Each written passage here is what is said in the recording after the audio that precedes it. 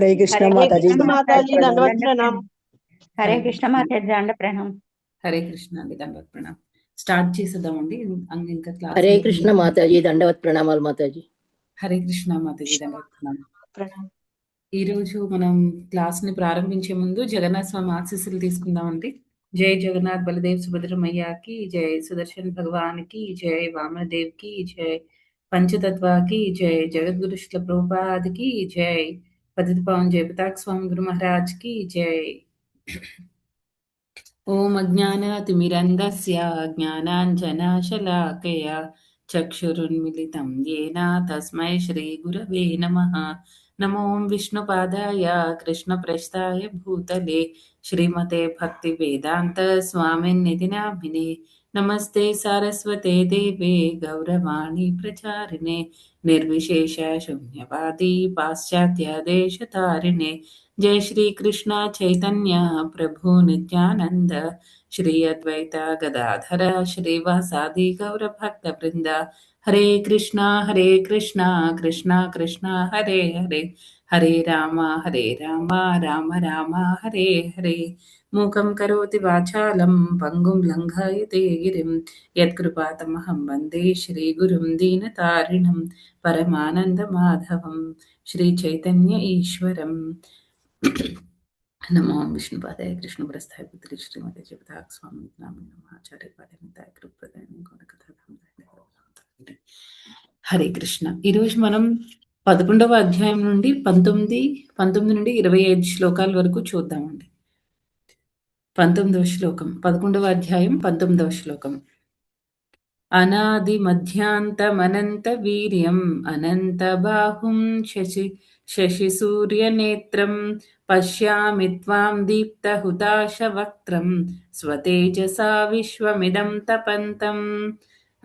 అనాది మధ్యాంతమనంత వీర్యం అనంత బాహుం శశి సూర్యనేత్రం పశ్యామి త్వాం దీప్తహుతాశవక్త్రం స్వతేజసా విశ్వమిదం తపంతం.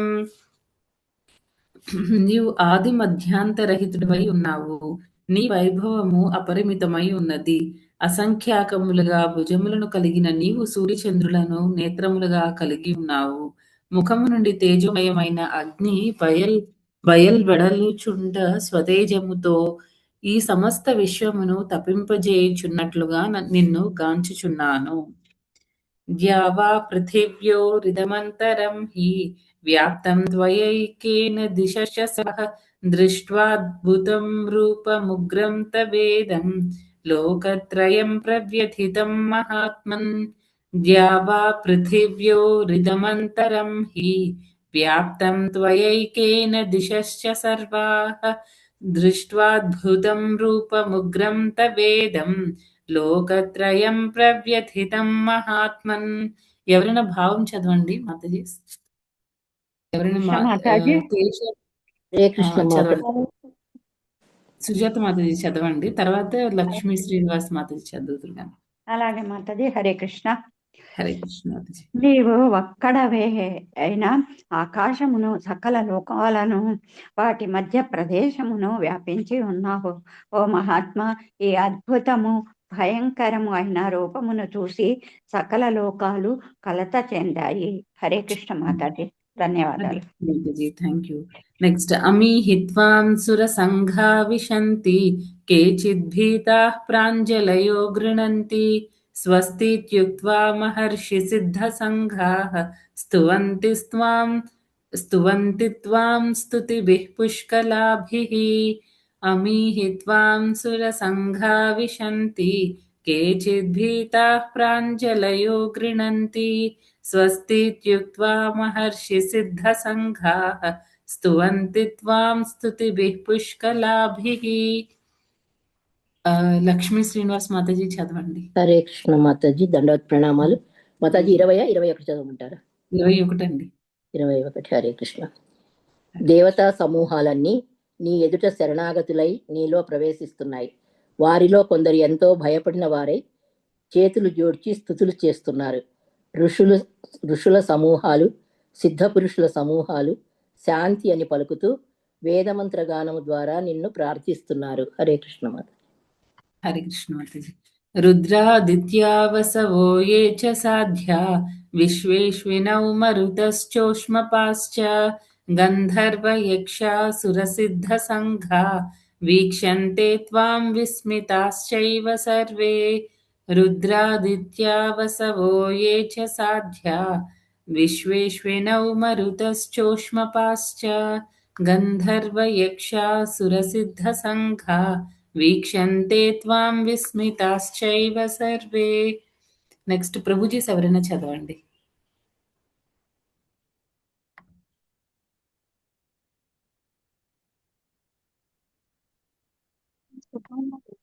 నేను చదివిన మాతాజీ.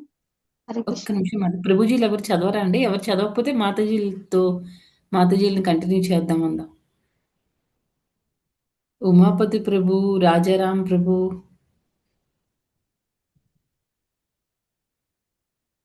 ఓకే, అయితే మాతాజీ ఇప్పుడు ఎవరు చెప్పారు? చందన మాతాజీ అడిగారా? చదవండి మాతాజీ. హరే కృష్ణ మాతాజీ. దండవత్ ప్రణామాలు. పరమశివుని పలు రూపములను, ఆదిత్యులను, వసువులను, సాధ్యులను, విశ్వదేవతలను, అశ్విని కుమారులను, మరుత్తులను, పితృదేవతలను, గంధర్వులను, యక్షులను, అసురులను, సిద్ధులను నిన్ను ఆశ్చర్యపరచుటకై గాంచుచున్నారు. హరే కృష్ణ మాతాజీ. హరే కృష్ణ మాతాజీ, థ్యాంక్ యూ. రూపం మహత్తే బహువక్త్రనేత్రం మహాబాహో బహుబాహురుపాదం బహూదరం బహుదంష్ట్రాకరాళం దృష్ట్వా లోకాః ప్రవ్యథితాస్తథాహం. రూపం మహత్తే బహువక్త్రనేత్రం మహాబాహో బహుబాహురుపాదం బహూదరం బహుదంష్ట్రాకరాళం దృష్ట్వా లోకాః ప్రవ్యథితాస్తథాహం. భావం. మాతాజీ ఎవరైనా చదవండి. హరే కృష్ణ మాతాజీ. మాతాజీ చదవండి మాతాజీ. హరే కృష్ణ మాతాజీ. దండవత్ ప్రణామ్. ఓ మహాబాహువులు కలవాడా, పలు ముఖాలు, నేత్రాలు, భుజాలు, ఊరువులు, పాదాలు, ఉదరాలతో ఉన్నట్టి నీ మహోత్కృష్టమైన రూపమును, నీ భీకరమైన పలు దంతాలను చూసి దేవతలతో పాటుగా సమస్త లోకాలు కలత చెందాయి. వారిలాగానే నేను కూడా కలత చెందాను. థ్యాంక్ యూ మాతాజీ. హరే కృష్ణ. హరే కృష్ణ మాతాజీ. నభస్పృశం దీప్తమనేకవర్ణం వ్యాత్తాననం దీప్త విశాలనేత్రం దృష్ట్వా హి త్వాం ప్రవ్యథితాంతరాత్మా ధృతిం న విందామి శమం చ విష్ణో. నభస్పృశం దీప్తమనేకవర్ణం వ్యాత్తాననం దీప్త విశాలనేత్రం దృష్ట్వా హి త్వాం ప్రవ్యథితాంతరాత్మా ధృతిం న విందామి శమం చ విష్ణో. హరే కృష్ణ మాతాజీ. నేను చదవనా మాతాజీ? నెక్స్ట్ అడప శ్రీదేవి మాతాజీ. నెక్స్ట్ మీరే నాకు కనిపిస్తున్నారు. చదవగలరా మాతాజీ? మాతాజీ నేను చదివేనా మాతాజీ? ఒక్క నిమిషం మాతాజీ. ఎవరు చదవకపోతే నేను చదువుతాను మాతాజీ. ఓకే ఓకే మాతాజీ. శ్రీదేవి మాతాజీ, అడప శ్రీదేవి మాతాజీ మీరు చదువు. మాతాజీ నాకు అవకాశం లేదు. ఓకే ఓకే మాతాజీ. హరే కృష్ణ మాతాజీ. 24 ఒక్క నిమిషం మాతాజీ. 24 లక్ష్మీ శ్రీనివాస్ మాతాజీ చదవండి.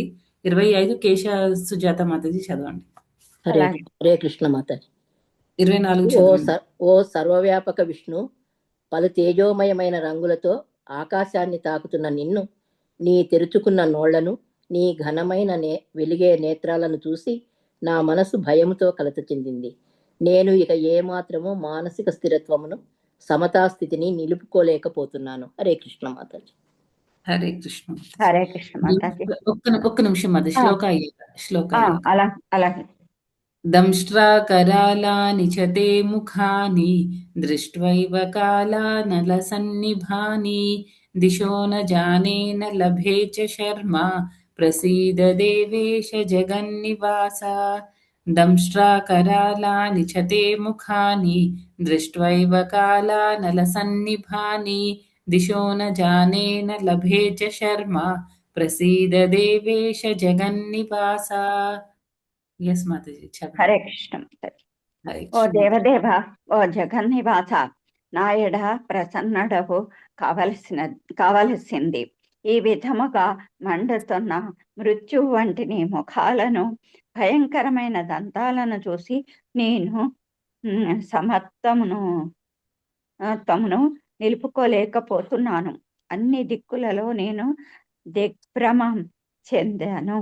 హరే కృష్ణ మాతాజీ, ధన్యవాదాలు. హరే కృష్ణ మాతాజీ, ధన్యవాదాలండి. థ్యాంక్ యూ మాతాజీ, చదివారు అందరికీ కూడా. అయితే ఈరోజు మనం ఈ 11వ అధ్యాయం మళ్ళీ మన టాపిక్, ఈరోజు టాపిక్ కూడా కాలమేనండి. కాలం ప్రభావం మనం గత కొద్ది క్లాసులుగా మనం చూస్తూ వస్తున్నాం. మనలో కూడా కొంతమంది, మనలో చాలా మంది మన లైఫ్లో కొన్ని విషయాలు ఒకప్పుడు మనకి ఇలా ఉంది, మనకు అనిపిస్తూ ఉంటుంది కదండి, ఒకప్పుడు మనం ఇలా ఉన్నాము, ఇప్పుడు ఇలా ఉంది, పరిస్థితులన్నీ ఎంత మారిపోయాయి అని. కాలం అనేది చాలా చాలా ఇంపార్టెంట్ అన్నమాట మన లైఫ్లో. అంటే ఒక ఎక్స్ట్రీమ్లో ఉండేది ఇంకొక ఎక్స్ట్రీమ్కి వచ్చేసే అవకాశం ఉందన్నమాట. ఎంతో మనం చాలా మంది జీవితాల్లో చూస్తూ ఉంటాం అన్నమాట. చిన్నప్పుడు అంటే నేను ఒక చిన్న ఇన్సిడెంట్, ఇది మీకు చాలా రిలవెంట్ అన్నమాట. మనకి టైం అనేది, అంటే టైం ఫ్యాక్టర్ అనేది మనకి మనందరి జీవితాల్లో చాలా చాలా చాలా ముఖ్యమైన పాత్ర ప్లే చేస్తూ ఉంటుందండి. అయితే అది అది అంటే ఇప్పుడు మనం భగవద్గీతలో భగవంతుడు 10వ అధ్యాయం విభూతి యోగం అవన్నీ చెప్పేటప్పుడు చాలా విభూతులు చెప్తూ ప్రతి దానిలో కూడా ది బెస్ట్ భగవంతుడు అని, నేనే అని భగవంతుడు చెప్తూ ఉంటారు కదా! అలా ఏంటంటే మన అందరి జీవితాల్లో కాలం అనేది చాలా ఇంపార్టెంట్. ఈ కాలం ఎవరిని రిప్రజెంట్ చేస్తూ ఉంటుందంటే భగవంతుడిననమాట. అది మనకి ఈ శ్లోకాస్‌లో, అంటే ఈ 18 నుంచి మొదలై 25వ శ్లోకం వరకు భగవంతుడేమో అక్కడ కాల రూపాన్ని చూపిస్తాడనమాట అర్జునుడికి. అందుకే ఈరోజు మన టాపిక్‌కి ఈ శ్లోకాస్ అన్నీ కూడా రిలవెంటే. అయితే నేను ఇందాక ఒక ఇన్సిడెంట్ చిన్నప్పుడు మాకు జరిగిన ఇన్సిడెంట్, కాలం అనేది ఎంత ఇంపార్టెంట్ అనేది చిన్నప్పుడు ఆహ్, నేను చూసిన ఇన్సిడెంట్ అనమాట ఇది. ఆహ్, మా అన్నయ్య వాళ్ళ ఫ్రెండ్ ఒక అబ్బాయి ఉండేవాడనమాట. ఆ అబ్బాయి పేరు రవిచంద్ర. చాలా చాలా చదివేవాడనమాట. చాలా సూపర్ ఇంటెలిజెంట్. ఆ అబ్బాయి వాళ్ళ ఫ్యామిలీలో ఆహ్, ఒక అన్న, అక్క, ఆ అబ్బాయి పేరెంట్స్ అలా వైజాగ్‌లో ఉండేవాళ్ళనమాట. అయితే వీళ్ళు ఆ అబ్బాయి చాలా చదివేవాడనమాట. మా అన్నయ్యకి గట్టిగా స్ట్రాంగ్ కాంపిటీషన్ ఉండేది ఇద్దరికి. ఇద్దరు మంచి ఫ్రెండ్స్. తర్వాత చదువు దగ్గరికొచ్చేసరికి ఇంకా బాగా కాంపిటీషన్ ఉండేదనమాట ఇద్దరికి, అన్నయ్యకి, ఆ అబ్బాయికి కూడా. అయితే ఇంట్లో ఏంటంటే ఫ్యామిలీలో కొన్ని ప్రాబ్లమ్స్ ఉండేవి. పేరెంట్స్ ఇద్దరు బానే ఉండేవాళ్ళు. కానీ చిన్న చిన్న ప్రాబ్లమ్స్. అలాగా చాలా ఆ అబ్బాయి ఎంత చదివేవాడంటే ఏదైనా ఒక మ్యాథ్స్‌లో ఏదైనా ఒక ఒక ప్రాబ్లమ్‌ని పట్టుకొని దాన్ని రకరకాలుగా సాల్వ్ చేసేవాడనమాట. ఒకసారి ఆ దాన్ని కరెక్ట్ అని ప్రూవ్ చేసేవాడు. అదే ప ప సాల్వ్ ప్రాబ్లమ్‌ని పట్టుకొని ఇంకొక రకంగా సాల్వ్ చేసి దాన్ని రాంగ్ అని ప్రూవ్ చేసేవాడనమాట. మా అందరికీ భలే అనిపిచ్చేది ఆ అబ్బాయిని చూస్తే. ఎప్పుడు చూసినా చదువు, చదువు, చదువు. చెస్ బాగా ఆడేవాడు. చాలా తెలివిగా ఉండేవాడనమాట. ఆ అబ్బాయి రోజు వచ్చేవాడు మా ఇంటికి సాయంత్రం. మా అన్నయ్య, అబ్బాయి ఆడుకునేవాళ్ళు. మా అక్కలతో మాట్లాడేవాడు. మా నాన్నగారితో మాట్లాడేవాడు. అందరికీ ఏంటంటే రవిచంద్ర అంటే సూపర్ అనమాట. అబ్బాయి చదువుతాడు. వచ్చాడంటే మా అందరికి ఏవో కొత్త విషయాలు చెప్తాడు అన్న దాంతో ఉండేవాళ్ళం అనమాట.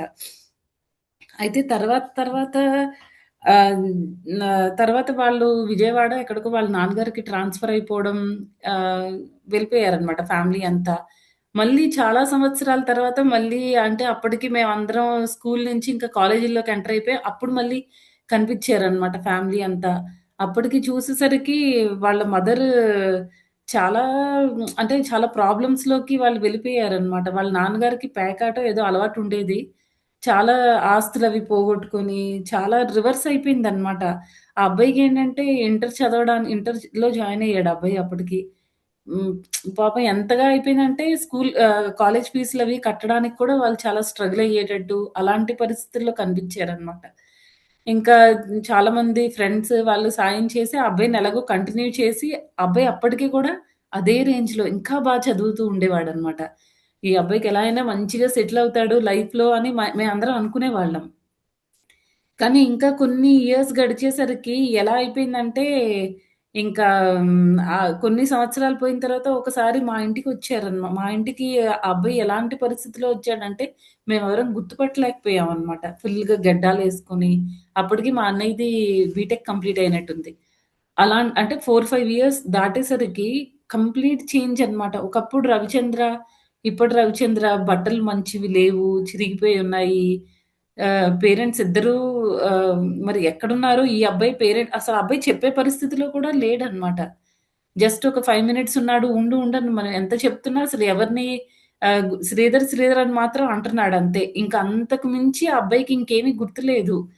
అలా మళ్ళీ వెళ్ళిపోయాడు. తర్వాత ఎంత మేము వెతికినా మాకెక్కడా అబ్బాయి కనిపించను కూడా కనిపించలేదు తర్వాత. గుర్తొచ్చిన ప్రతిసారి అదొక ఏంటంటే, అయ్యో! అలా ఉన్న అబ్బాయి ఇలా ఎందుకయిపోయాడు? కాలం అనేది చూసారా ఎంత ప్రభావం చూపిస్తుందో మనందరి మీద.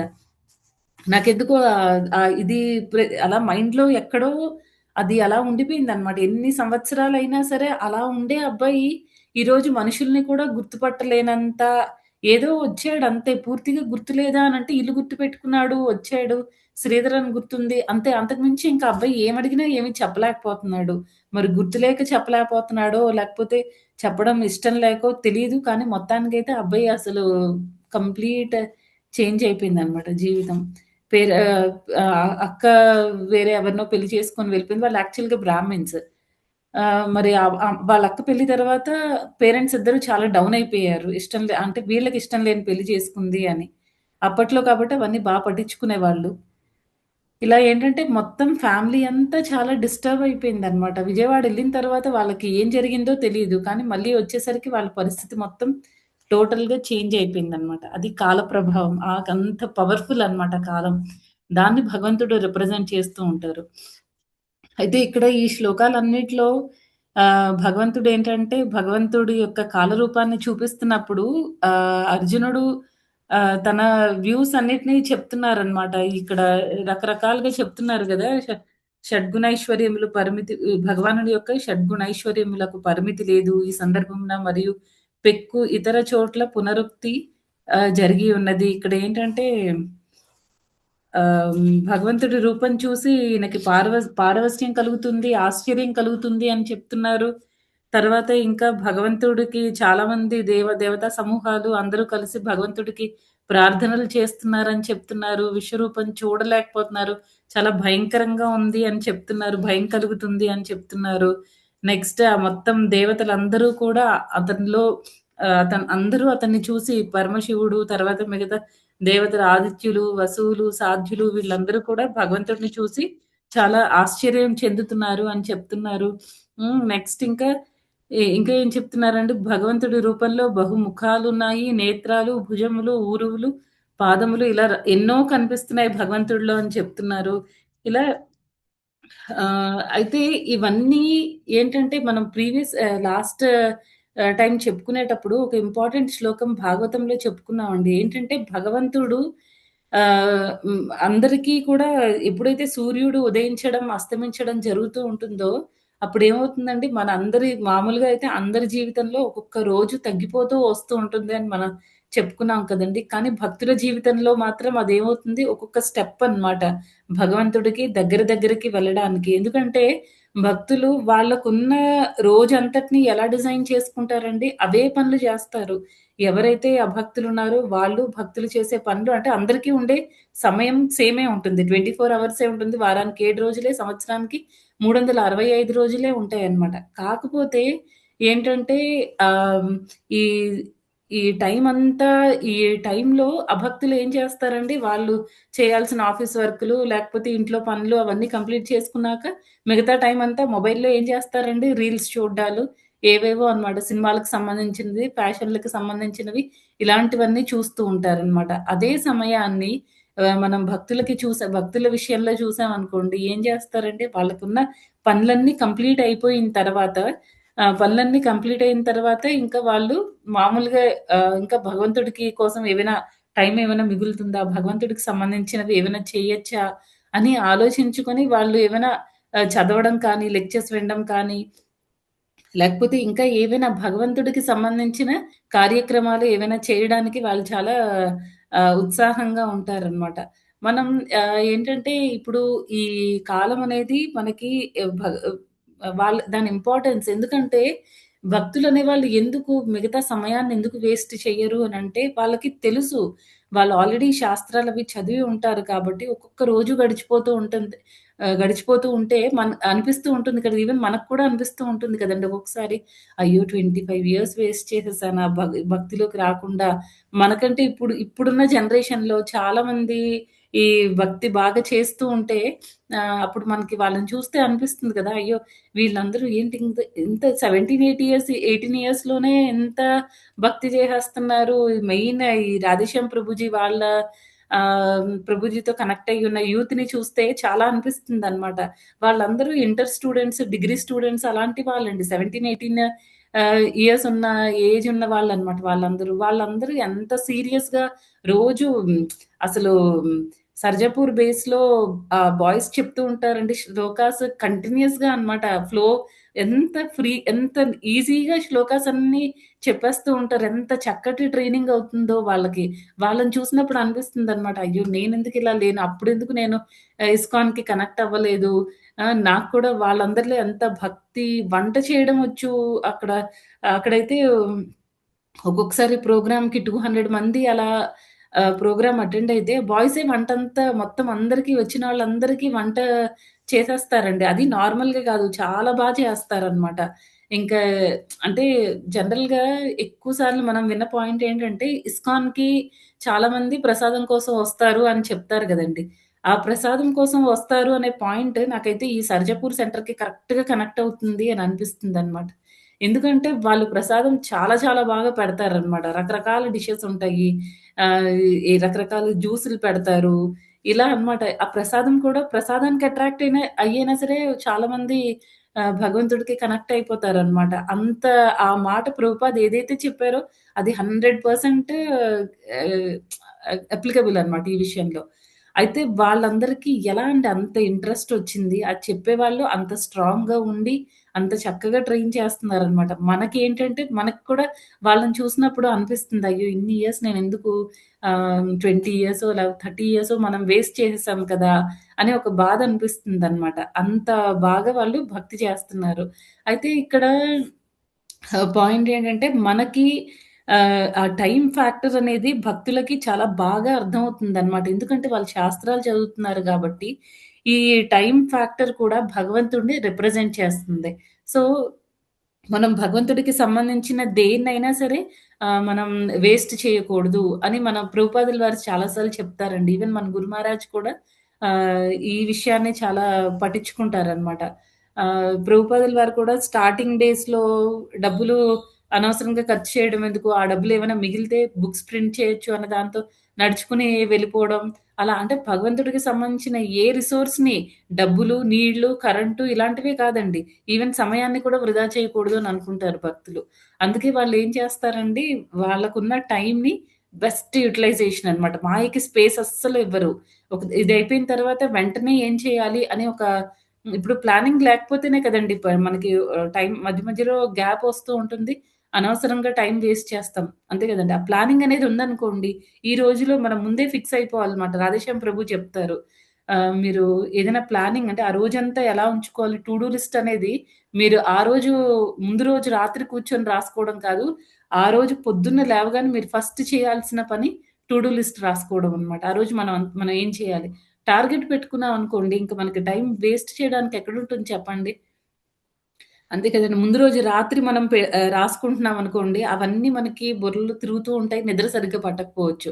అందుకని రాధేశ్యామ్ ప్రభు చెప్తారెప్పుడు మార్నింగ్ లేవగానే ఫస్ట్ టు డూ లిస్ట్ రాసుకోండి. అప్పుడు మనకి మాయకి స్పేస్ లేకుండా ఉండాలనమాట మన లిస్ట్. అలానే అది జెన్యూన్ అయ్యి ఉండాలండి లిస్ట్. అంతేగాని నా కెపాసిటీ ఏమో ఒక పని నాకు 3 రోజులు పట్టేంత పని అది. కానీ నేను చేసేయాలి. నాకు మాయకి నేను స్పేస్ ఇవ్వను అని అనుకుని మనం ఒక రోజులోనే పెట్టుకున్నాం అనుకోండి టార్గెట్ అప్పుడేమవుతుంది, మనం అది చేయలేకపోతాం. చేయలేకపోతే ఏమవుతుందండి, అయ్యో! 2, 3 సార్లు అదే జరిగిందనుకోండి, ఫోర్త్ టైమ్ నుంచి అబ్బా! నేను చేయలేనులే ఎందుకు అనవసరంగా ప్రయత్నించడం అలా వచ్చేస్తుందనమాట. అలా రాకుండా ఉండడానికి మనం పెట్టుకునే టు డూ లిస్ట్‌లో పెట్టుకుని టార్గెట్ చేసుకునే పనులన్నీ అవన్నీ నిజంగా మనం చేయగలిగేటట్టు ఉండాలి అని చెప్తున్నారనమాట. నెక్స్ట్ ఇంకా ఏంటంటే ఎవరికి అయితే ఇప్పుడు అభక్తులకైతే సూర్యుడు, చంద్రుడు సూర్యుడు వచ్చేటప్పుడు ఉదయించినప్పుడు ఒక్కొక్క రోజు మనకి గడిచిపోతూ ఉంటే, ఏమవుతుందంటే వాళ్ళ జీవితంలో ఒక్కొక్క రోజు తగ్గిపోతుంది. వాళ్ళు మృత్యువుకి దగ్గరైపోతూ ఉంటారనమాట. ఈ మృత్యు దీని గురించి గూడా మనం చాలా సార్లు డిస్కస్ చేసుకున్నాం కదండీ! ఈ మృత్యు అనేది భక్తులకైతే చాలా చాలా పెయిన్‌ఫుల్. అదే ఎవరైతే భక్తి మార్గాన్ని అనుసరించి భక్తి మార్గంలో ఉన్నారో వాళ్ళ పరిస్థితి ఎలా ఉంటుందండి? మృత్యు అనేది వాళ్ళ హ్యాపీ అని కాదు, భయపడరనమాట. యాక్చువల్‌గా భక్తులందరూ కూడా ఆహ్, వాళ్ళకి అభయం అనేది ఉంటుంది. భయం అనేది ఉండదనమాట. వాళ్ళు దేనికైనా సరే వాళ్ళు భయపడరు. మృత్యువుని కూడా చాలా నార్మల్‌గా వాళ్ళు యాక్సెప్ట్ చేసేస్తారు. అందుకే చాలామంది భక్తులు ఇప్పుడు క్యాన్సర్ లాంటి రోగాలవి చాలా మందికొస్తూ ఉంటాయి కదండీ!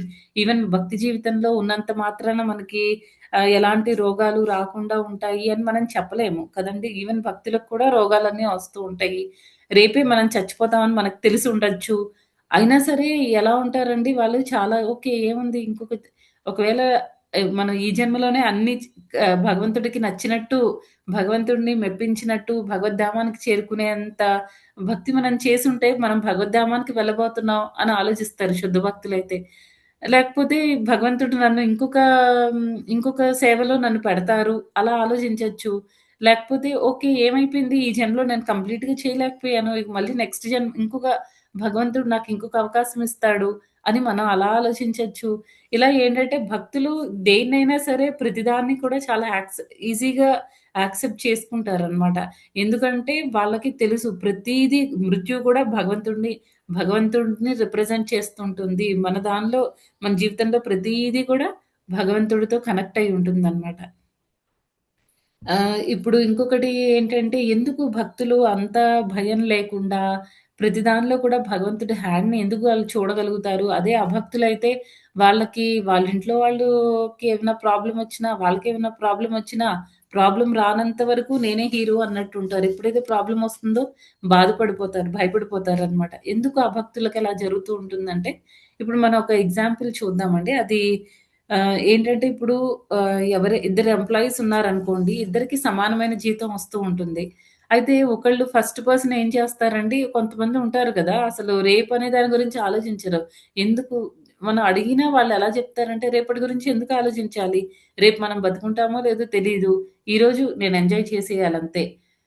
ఇప్పుడు అదే కాన్సెప్ట్‌ని భక్తిలో అప్లై చేసుకొని, భక్తికి ఉపయోగపడేటట్టు చేసుకుంటే అది ఓకే. కానీ వాళ్ళెలా అంటే దాన్ని ఎంజాయ్‌మెంట్ కోసం రేపేం జరుగుతుందో తెలీదు. ఈ నిమిషం నేను ఎంజాయ్ జేసేయాలి. అదే భక్తులైతే ఎలా ఆలోచిస్తారండి? రేపేం జరుగుతుందో తెలీదు. ఇప్పుడే ఈ క్షణం నా చేతిలో ఉంది. ఇది నేను భగవంతుడి కోసం బెస్ట్‌గా వాడేసుకోవాలి. భగవంతుడికి నేను బాగా సేవ చేసేయాలి. రేపు మళ్ళీ చేయగలనో లేదో. చాలామంది అంటూ ఉంటారు కదండీ! రేపు మళ్ళీ ఇప్పుడే యూత్‌లో కొంచెం బలంగా ఉన్నాం కాబట్టి భగవంతుడికి ఎంత సేవ చేయాలో అంత చేసేయాలి. కాకపోతే ఒకటి రీసెంట్‌గా మాకు భక్తి వైభవ్ క్లాస్‌లో ఒక పాయింట్ చెప్పారనమాట. అదేంటంటే ఇప్పుడు మెటీరియలిస్టిక్ యాక్టివిటీస్ చేస్తున్నారనుకోండి ఎవరైనా, అప్పుడు మన బలం అనేది తగ్గిపోతూ ఉంటుంది. అంటే చేయగా మనకి ఏజ్ అయిపోతుందనుకోండి అప్పుడు మనకి ఆ బలం అనేది తగ్గిపోతూ ఉంటుంది. మనం అంత ఎఫిషియెంట్‌గా చేయలేము. అదే ఎవరైతే భక్తి జీవితంలో ఉండి భక్తి చేస్తూ ఉంటారో, అది మన భక్తి అనేది ఏజ్‌తో సంబంధం లేదనమాట. ఇన్‌ఫాక్ట్ ఏమంటారంటే, మనకి ఆ భక్తి చే మనకి ఏజ్ పెరిగే కొద్దీ మనలో భక్తి కూడా పెరుగుతూ ఉంటుంది కదండీ! అంటే సీరియస్‌గా చేసి సిన్సియర్‌గా చేసే దాని గురించి, చేసే భక్తి గురించి నేను చెప్తున్నారు అక్కడ. అయితే ఎవరైతే భక్తి జీవితంలో ఉంటారో వాళ్ళు భక్తి చేస్తూ సీరియస్‌నెస్ పెరుగుతూ ఉంటుంది కదా! దానివల్ల ఏంటంటే ఏజ్ పెరిగినా వాళ్ళలో భక్తి అనేది ఏం తగ్గిపోదనమాట. ఇంకా పెరుగుతూ ఉంటుంది అనే పాయింట్. నాకైతే ఇది చాలా నచ్చింది. ఎందుకంటే నాకు ఎప్పుడు ఈ భయం ఉండేది. అయ్యో! కొన్ని ఇయర్స్ పోయిన తర్వాత ఇప్పుడు చేసినట్టు చేయగలమో లేదో, అప్పుడు ఒంట్లో బలం ఉండదు కదా! అనంటే భగవంతుడు ఇప్పుడు మనం చేసే భక్తి చేసే సేవ ఏదైతే ఉందో అదంతా మన ఓన్ శక్తితో మనం చేయట్లేదండి. ప్రతీదీ గూడా భగవంతుడి హ్యాండ్ అనేది ఉంటుంది. తర్వాత మనం ఆధ్యాత్మిక పరంగా చేసే పనులు వేరు, సేవ వేరు. భౌతిక పరంగా చేసే పనులు అవి వేరనమాట. రెండిటికి మనం కంపేర్ చేసుకోవడానికి లేదు. ఇది అయితే మనలో ఉన్న ఎనర్జీ తగ్గిపోతూ ఉంటుంది. భౌతికత్వం అయితే. అదే ఆధ్యాత్మికంగా చేసే పనుల వల్ల ఏంటంటే మనకి మన ఇన్నర్ స్పిరిచ్యువల్ స్ట్రెంగ్త్ అనేది డెవలప్ అవుతుందనమాట. దానివల్ల ఇక్కడ తగ్గిపోయేదేమి ఉండదనమాట. భగవంతుడు మనకి ఇంకా ఇంకా చేయిస్తూ ఉంటారు. ఆయన చేయిస్తూ ఉంటారనమాట. నాకు ఈ పాయింట్ చాలా నచ్చింది.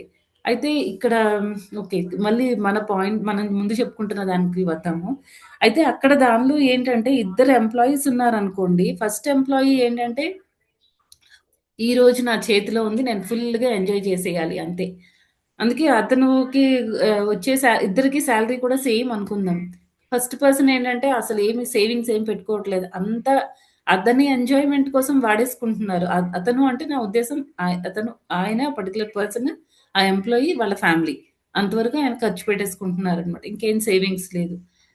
తర్వాత ఈ సెకండ్ పర్సన్ ఉంటారు గదా! అతనేంటంటే అతనికి ఎంతవరకు డబ్బులు అవసరమో అంత ఖర్చు పెట్టుకొని మిగతా వాటినేంటంటే నెక్స్ట్ మళ్ళీ ఏవైనా యాత్రలకు వెళ్ళడానికో, లేకపోతే ఇంకా ఫ్యూచర్ ప్లానింగ్ కోసమో మళ్ళీ ఇంకా పిల్లల పెద్ద చదువులు అని అలాంటి వాటి కోసం సేవింగ్స్ చేసుకుంటున్నారనమాట.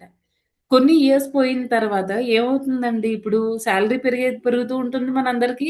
ఖర్చులు అదే రకంగా పెరుగుతూ ఉంటాయి. స్కూల్ ఫీజులు పెరుగుతూ ఉంటాయి. కాలేజ్ ఫీజులు పెరుగుతూ ఉంటాయి. ఇలా అన్నీ పెరుగుతూ ఉంటాయి కదండీ! మన ఒంట్లో రోగాలు కూడా పెరుగుతూ ఉంటాయి. వీటన్నిటి వల్ల ఏమవుతుంది, ఈ ఫస్ట్ పర్సన్‌కేమో కొన్ని ఇయర్స్ అయిపోయిన తర్వాత ఇంకా అతని దగ్గర సేవింగ్స్ ఏమి ఉండవు కాబట్టి ఏదైనా ప్రాబ్లమ్ వచ్చినప్పుడు అతను తట్టుకోలేడనమాట. అదే సెకండ్ పర్సన్ విషయంలో ఏమైంది? సేవింగ్స్ ఉన్నాయి. అతనికేదైనా ప్రాబ్లమ్ వచ్చినా, ఫైనాన్షియల్ ఇష్యూస్ ఏమైనా వచ్చినా, అతని సేవింగ్స్ అనేది అతన్ని కాపాడుతుందనమాట. అలాగే ఏంటంటే భక్తుల జీవితంలో కూడా మనం మనం చేసే చిన్న చిన్న సర్విస్ కూడా ఊరికే పోదనమాట. ప్రతి సేవ కూడా మనం మర్చిపోతాం. అయ్యో! నేనప్పుడు అలా చేశానా? ఆ సేవ చేశానా? అని మనం మర్చిపోతాం అనమాట. కానీ భగవంతుడు మర్చిపోడనమాట. ప్రతీదీ కూడా మనం బ్యాంక్‌లో వేసుకుంటే ఎలా ఉంటుందో అలాంటిదే అన్నమాట. ఇది కూడా భగవంతుడి దగ్గర మనం మన మన జీవితాన్ని అంటే మన భక్తి జీవితంలో మనం ఒక్కొక్క పాయింట్ యాడ్ చేసుకుంటున్నట్టన్నమాట. భక్తిలో మనం సేవలు చేసిన ప్రతిసారీను. అప్పుడేమవుతుందండి ఎప్పుడైతే మనకి ప్రాబ్లమ్ వస్తుందో అప్పుడు అభక్తులు ఎవరైతే సేవింగ్స్ చేయట్లేదో వాళ్ళు అభక్తులు లాంటి వాళ్ళన్నమాట. సేవింగ్స్ చేసేవాళ్ళు భక్తులు లాంటి వాళ్ళు. అయితే ఇక్కడ ఎవరికైతే ఈ ప్రాబ్లమ్ వచ్చినప్పుడు వాళ్ళకి ఫైనాన్షియల్ సపోర్ట్ అనేది ఉండదు. అలాగే ఏంటంటే అభక్తుల జీవితంలో వాళ్ళకి అన్ని రోజులన్నీ కరెక్ట్‌గా వెళ్ళిపోయినన్నాళ్ళు వాళ్ళకి ప్రాబ్లమ్ ఉండదు. ఎప్పుడైనా ఏదైనా ప్రాబ్లమ్ వచ్చిందనుకోండి డీలా పడిపోతారనమాట. ఎందుకంటే వాళ్ళకి హెల్ప్ చేయడానికి ఏమీ ఉండదు. సపోర్ట్ అనేది ఏం లేదనమాట. కానీ మనకేంటండి కృష్ణ అనే స్ట్రాంగ్ సపోర్ట్ సిస్టమ్ ఉంది. అయితే భగవంతుడిని ఇక్కడ మన అవసరానికి ఉపయోగించుకోవాలి అలా కాదండి నా ఉద్దేశం. ఇక్కడేంటంటే భగవంతుడు మనకి ఎప్పుడు మనం మర్చిపోతాం ఆయన్ని. ఆయన్ని కాదు మనం ఆయనకి చేసిన సేవలు మనం మర్చిపోవచ్చు. కానీ భగవంతుడు ఎప్పుడు కూడా మర్చిపోడనమాట. ఆయన మనకి ఎంత పెద్ద ప్రాబ్లమ్ వచ్చినా తట్టుకొని నిలబడగలిగే శక్తిని ఆయన మనకి ఇస్తాడనమాట. ఎంత పెద్ద ప్రాబ్లమ్ వచ్చినా పర్వాలేదు. ప్రాణం మీదకొచ్చినా అన్నిటికంటే పెద్ద ప్రాబ్లమ్ ఏముంటదండి? మృత్యువు. అంతకంటే మించిన ప్రాబ్లమ్ ఇంకేం ఉండదు. అదే మనకి ఎండ్ అన్నమాట. అయితే అలాంటి సమయంలో గూడా భగవంతుడు మనకి ఆహ్, తోడుగా నిలబడి మనకి భయం లేకుండా ఆ భయం లేనితనం అనేది భగవంతుడే మనకి ప్రసాదిస్తాడన్నమాట. ఆ బుద్ధినిస్తాడు భగవంతుడు. ఓకే. ఏముంది ఇది అయిపోతే అయిపోయింది. భగవద్ధామానికి చేరుకోవడము, లేకపోతే ఇంకొక జన్మలో మళ్ళీ కంటిన్యూ చేయడమో ఏదో ఒకటి భగవంతుడే డిసైడ్ చేస్తాడు అని మనకి చాలా నమ్మకంతో ఉంటామనమాట. నెక్స్ట్ ఇంకా ఏంటంటే, ఇప్పుడు మనం శాస్త్రాల పరంగా చూసుకున్నా మనకి చాలా చాలా ఎగ్జాంపుల్స్ అవి ఉన్నాయి. ఇప్పుడు మనం కౌరవుల్ని చూసుకుంటే, కౌరవులందరూ ఎలా ఉన్నారండి, ఇప్పుడు దుర్యోధనుడు వాళ్ళు ముందంతా దుర్యోధనుడు గురించి మనకి బాగా తెలుసు. ఈవెన్ ధృతరాష్ట్రుడు గురించి మనం చక్కగా చెప్పుకోవచ్చు.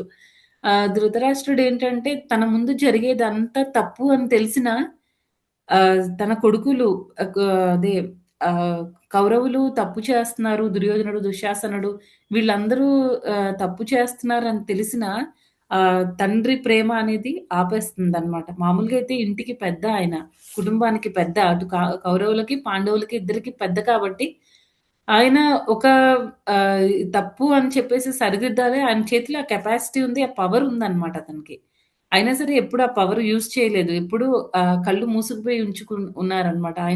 అదే భాగవతంలో చెప్తారు గదా! ఆయన మామూలుగా జన్మతః ఆయన గుడ్డివాడు కాదు. ఆయన ప్రేమ తన బిడ్డల పట్ల ఉన్న ప్రేమ అతన్ని గుడ్డివాడిని చేసేసింది అని భాగవతం చెప్తుందనమాట. తప్పు చేసినప్పుడు మన పిల్లలైనా, ఎవరైనా సరే మనం కరెక్ట్‌గా ఉండాలి. ఇంటికి పెద్దవాళ్ళు ఎవరైతే ఉంటారో వాళ్ళు కరెక్ట్‌గా ఉండాలి. కానీ ధృతరాష్ట్రుడు అలా లేడనమాట. విదురుడు చెప్పినా సరే అంతా వినేసి ఊరుకుంటాడనమాట. అంతకు మించి ఇంకా నేను అయ్యో! అవును నిజమే కదా! అని ఒక ఆలోచన కూడా చెయ్యరతను. తర్వాత దాని పర్యవసానం ఏమైందండి, మొత్తం కుమారులందరిని, ఏ కుమారుల కోసమైతే అన్ని సంవత్సరాలు అతను ధర్మ మార్గంలో నడవకుండా దుర్యోధనుడు, దుశ్శాసనుడు వాళ్ళందరూ చేసే పనుల అన్నిటికి సై సై అంటూ ఈ ధృతరాష్ట్రుడు ఊరుకున్నాడు గదా! లాస్ట్‌కి ఏమైందండి, ఏ కుమారుల కోసమైతే అవన్నీ చేశాడో వాళ్ళందరిని కూడా పోగొట్టుకోవాల్సొచ్చింది. అలా కాకుండా ముందే కరెక్ట్ చేసుంటే ఇంతవరకు వచ్చుండేది కాదు గదండీ! పోగొట్టుకోవాల్సిన అవసరం ఉండేది కాదు. అందరికీ పాండవులు చాలా మంచివాళ్ళు కాబట్టి వాళ్ళు రాజ్యాన్ని పరిపాలించేవాళ్ళు. వీళ్ళకి కొంత వీళ్ళకి కూడా బానే ఉండేది. కుమారులను పోగొట్టుకోవాల్సిన అవసరం ధృతరాష్ట్రుడికి ఉండేది కాదనమాట. అంటే కాల ప్రభావం అన్నమాట ఇదంతా. ఫస్ట్ అంతా మనం ఏది చేస్తామో ఏమవుతుందంటే తిరిగి అదే మళ్ళీ మనకి రివర్స్ వస్తుందనమాట. అలా ఈ ధృతరాష్ట్రుడి గురించి మనం చెప్పుకోవచ్చు. తర్వాత హిరణ్యకశిపుడు. హిరణ్యకశిపుడు కూడా ఏం చేశాడంటే భగవంతుడి మీద తన హిరణ్యాక్షుడు చేస్తున్నది, తన సోదరుడు హిరణ్యాక్షుడు చేస్తున్నది కరెక్టా? రాంగా? అనే విచక్షణ లేకుండా జస్ట్ హిరణ్యాక్షుడిని విష్ణువు చంపాడు కాబట్టి నేను తిరిగి రివెంజ్ తీర్చుకోవాలి, పగ తీర్చేసుకోవాలి అనే దాంతో ఉన్నాడనమాట. దానివల్ల ఏమైందండి, లాస్ట్‌లో తన ప్రాణమే పోగొట్టుకున్నాడనమాట. తర్వాత ప్రహ్లాద్ మహారాజ్ చాలా సార్లు భగవంతుడి సుప్రీమసీ గురించి, ఎంత గ్రేట్ కృష్ణుడు, విష్ణువు ఎంత గొప్ప చాలా సార్లు చెప్తాడు కదండీ ప్రహ్లాదుడు. చిన్నోడైనా సరే అందుకే అంటారు మనకి మంచి ఇన్‌స్ట్రక్షన్స్ వచ్చినప్పుడు మన పిల్లల నుంచి వచ్చినా మనం తీసుకోవాలి. చెడ్డ విషయాలొచ్చినప్పుడు పేరెంట్స్ నుంచి కూడా తీసుకోకూడదు. అలా ఏంటంటే ప్రహ్లాదుడు చాలా సార్లు చెప్తాడనమాట. ఇప్పటికైనా మించిపోయింది లేదు. మనందరికీ కూడా భగవంతుడే తండ్రి. ఆయన్ని శరణు వేడుకో. మనకి ఆయనే చూసుకుంటారు. శరణు వేడుకోవాలి. భగవంతుడికి సరెండర్ అవ్వాలి అని ఎన్ని సార్లు చెప్పినా హిరణ్యకశిపుడు ఇంకా ప్రహ్లాదుడిని కూడా చంపడానికి చూస్తాడనమాట, మంచి చెప్పినందుకు. అలా లాస్ట్‌కి ఏమైందండి, అదే విష్ణువు చేతిలో హిరణ్యకశిపుడు ప్రాణాన్ని పోగొట్టుకోవాల్సొచ్చింది. అలా ఏంటంటే మనం ఇదంతా కాల ప్రభావం అన్నమాట. భగవంతుడు మనం ఎలా తీసుకుంటున్నాము అంటే, ఒకటి మనకి చాలా సార్లు మీరు కూడా వినే ఉంటారు టైమ్ మేనేజ్‌మెంట్ క్లాసెస్. ఎలా మనం టైమ్‌ని ఎఫిషియెంట్‌గా వాడుకోవాలి. అది మెటీరియలిస్టిక్‌గా కాదు, మనం ఆధ్యాత్మికంగా. ఆధ్యాత్మికంగా మనం ఈ టైమ్‌ననేది ఎలా ఎఫిషియెంట్‌గా వాడుకోవాలి. జనరల్‌గా ఇస్కాన్‌లో మనకి టైమ్ మేనేజ్‌మెంట్ క్లాసులవి అక్కర్లేదండి. ఎందుకంటే ఆల్రెడీ మనం ప్రాక్టీస్ చేసి సిన్సియర్‌గా మనం ఫాలో అవుతూ ఉంటే మనకక్కర్లేదనమాట. ఎందుకంటే మనకు ఆల్రెడీ ప్రభుపాదుల వారు అంతా నీట్‌గా ఇచ్చేశారు. మనం చేయాల్సిందేం లేదు. మనకి ప్రభుపాదుల వారి నుంచి మన గురువుల నుంచి మన సీనియర్ డివోటీస్ వాళ్ళందరూ నేర్చుకున్నారు. అదే మనకి చెప్తున్నారు. మనం అది ఫాలో అయిపోగలిగితే చాలనమాట. అంతకు మించి ఇంకా మనం ఎక్స్‌ట్రా చేయాల్సిన అవసరం ఏం లేదు. కాకపోతే బయట కార్పొరేట్ కంపెనీస్‌లో ఆటిల్లో ఏం చేస్తారంటే time management classes, stress management, ఆ మేనేజ్‌మెంట్, ఈ మేనేజ్‌మెంట్, మనకి ఇస్కాన్‌లో అన్ని మేనేజ్‌మెంట్‌లు కవర్ అయిపోయాయి. మనం ప్రత్యేకించి చేయాల్సిన డబ్బులు స్పెండ్ చేయక్కర్లేదు. టైం అసలే ఇవ్వక్కర్లేదనమాట.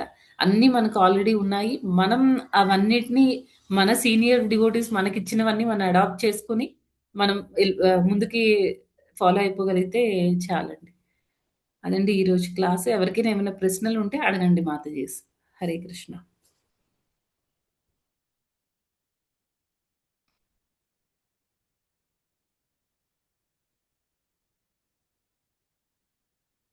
హరే కృష్ణ మాతాజీ. ఏం లేవు మాతాజీ. హరే కృష్ణ మాతాజీ, మాతాజీ. దండత్ హరే ప్రణామం. కృష్ణ మాతాజీ, దండత్ ప్రణామాలు మాతాజీ. హరే కృష్ణ. దండవత్ ప్రణాం ప్రభుజీ. హరే కృష్ణ. అయితే క్లోజ్ చేసేద్దామండి ఈరోజు. వాంఛా కల్పతరుభ్యశ్చ కృపా సింధుభ్య ఏవ చ